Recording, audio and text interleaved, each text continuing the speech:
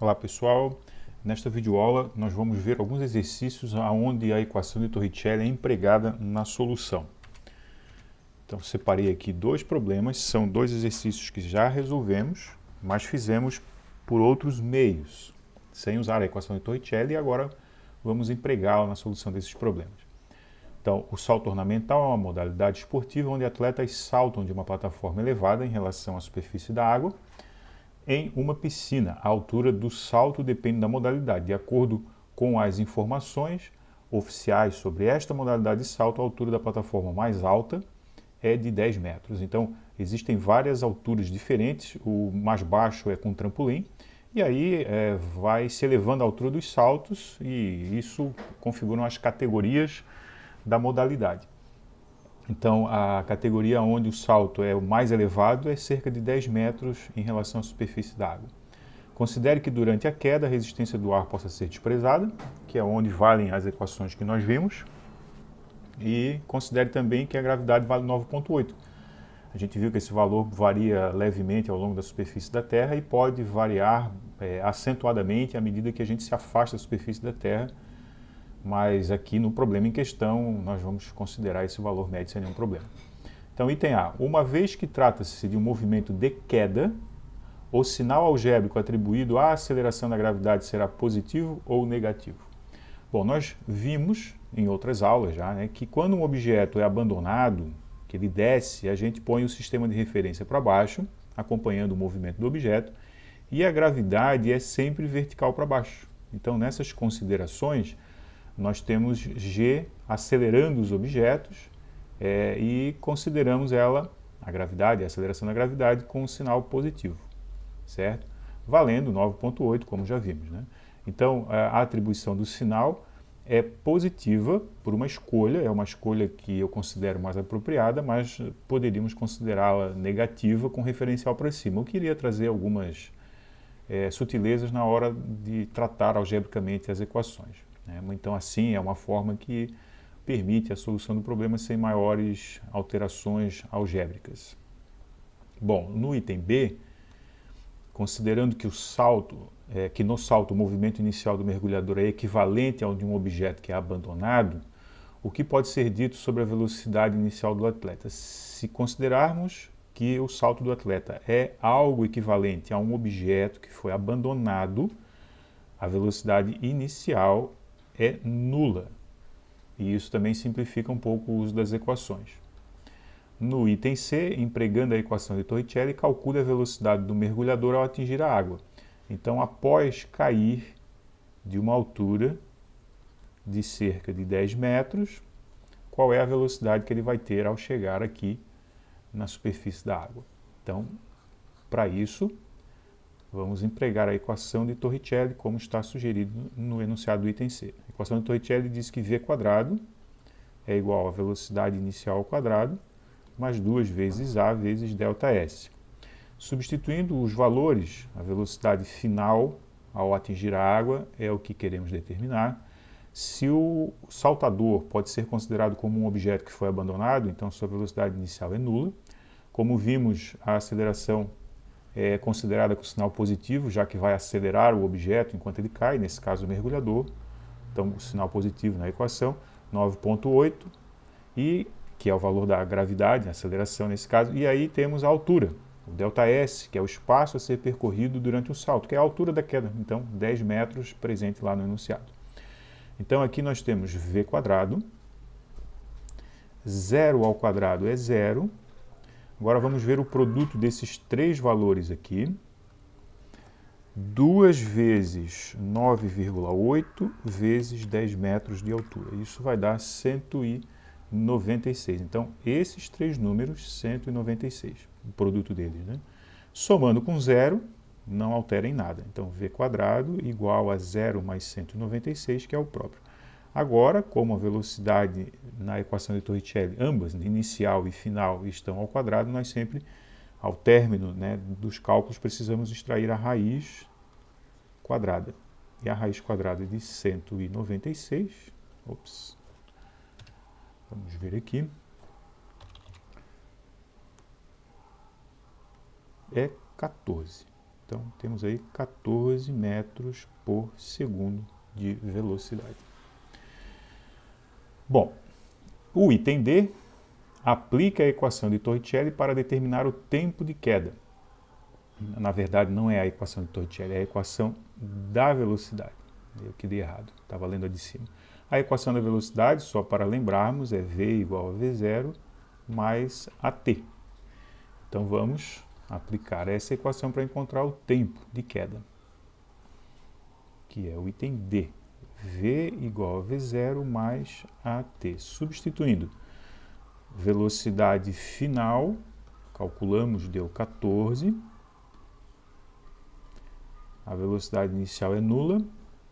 A gravidade é 9,8, é a aceleração do movimento, e temos aí T como incógnita. Bom, esse zero aqui, adicionado a 9,8 vezes T, não altera em nada. Então, temos 14 igual a 9,8 vezes T. E o que temos que fazer agora é passar o 9,8 dividindo. Então, temos 14 dividido por 9,8. Isso vai dar o valor de T. Então, 14 dividido por 9,8,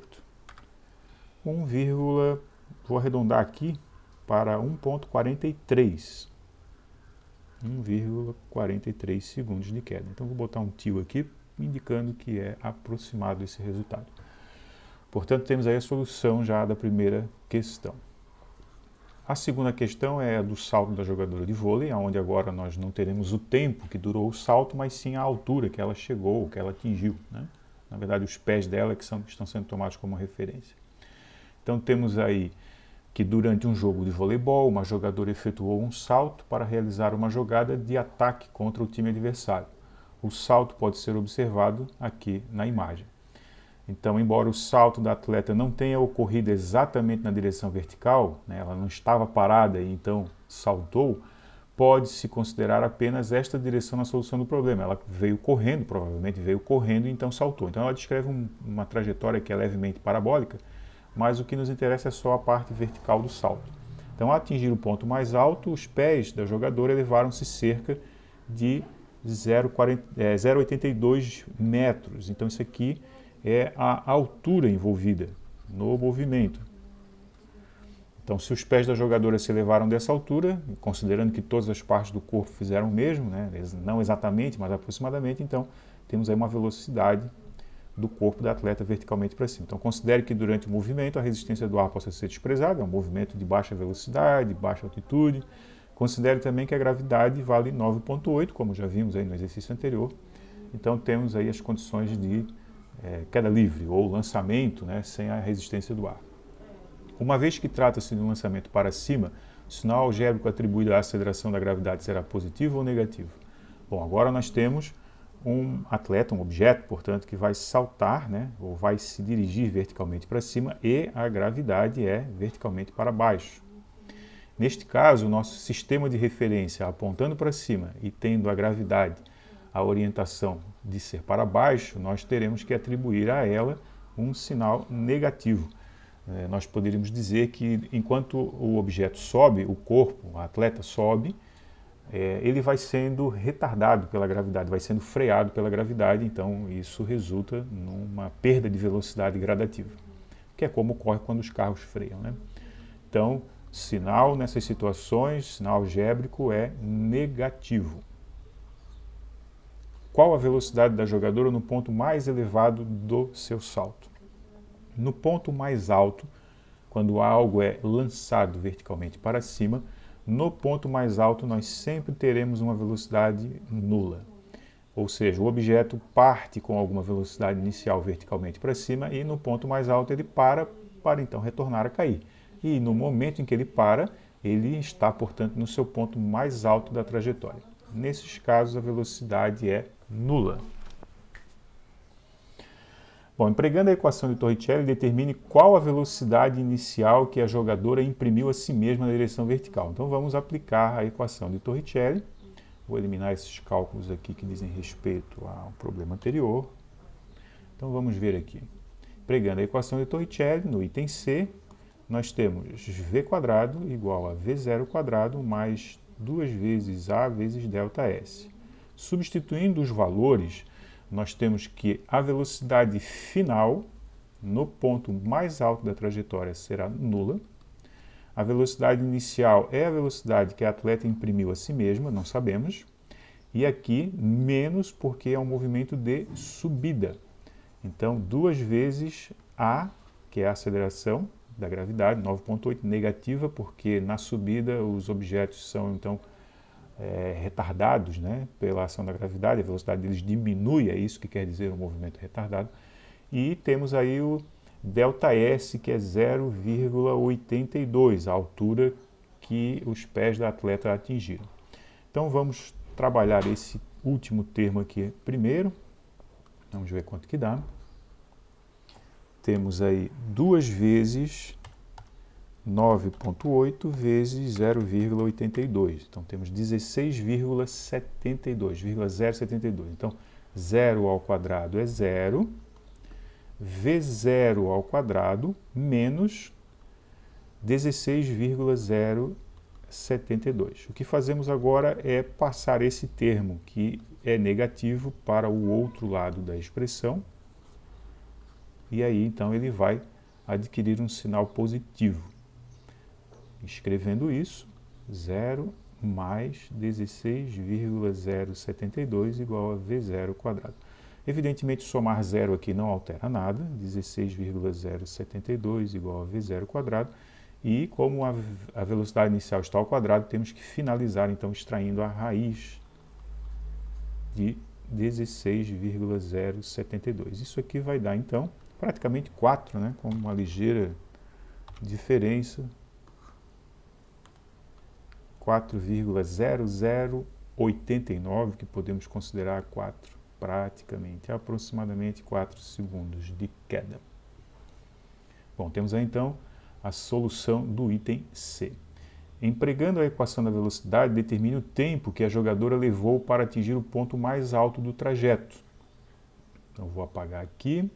Quem precisar ver, pode depois voltar o vídeo. Aqui tem um erro, ainda bem que eu observei rapidamente aqui antes de apagar.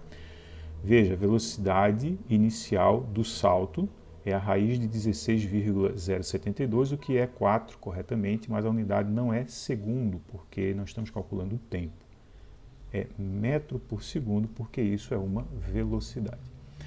Bom, fazendo essa correção, então, vamos empregar a equação da velocidade para determinar o tempo que a jogadora levou para atingir o ponto mais alto. A equação da velocidade, como vimos também no exercício anterior, é V igual a V0 mais AT. Substituindo os valores, a velocidade final é a velocidade do ponto mais alto, que é 0. A velocidade inicial acabamos de determinar, 4 metros por segundo, menos a aceleração, que é 9,8. Novamente enfatizo o fato de que é um movimento de subida e nessas condições consideramos a gravidade como negativa.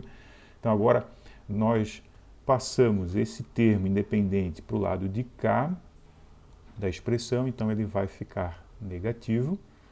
Tem um 0 aqui, mas isso não vai afetar em nada os cálculos, né?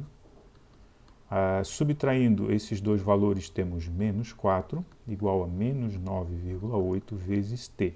Então, dividindo menos 4 por menos 9,8, vai dar o valor do tempo de subida. Então, 4 dividido por 9,8, percebe que eu não estou considerando os sinais, porque a divisão de dois sinais negativos vai dar positivo, e isso dá em torno de 0,408 segundos. Então, 0,408 segundos é o tempo de subida.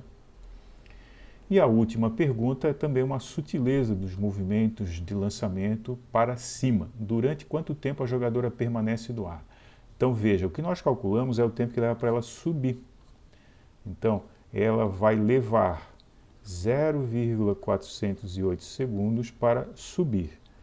Quanto tempo vai levar para ela descer? É um mesmo tempo, 0,408 segundos para descer. Então, ela permanece no ar durante um certo tempo, que é 0,408 para subir, mais 0,408 para descer, 0,816 segundos. Esse é o tempo que ela permanece no ar. É uma sutileza dos movimentos de lançamento vertical para cima. O tempo de subida é sempre igual ao tempo de descida. Isso é uma simetria do movimento vertical. Evidentemente, considerando que ela partiu do chão e vai retornar ao chão, né? Se ela partir do chão e ao retornar descer em cima de uma cadeira, ela não estará tendo na descida o mesmo movimento que teve na subida, e aí os tempos evidentemente não serão os mesmos. Bom, com isso então encerramos essa videoaula com 2 exercícios. Até mais!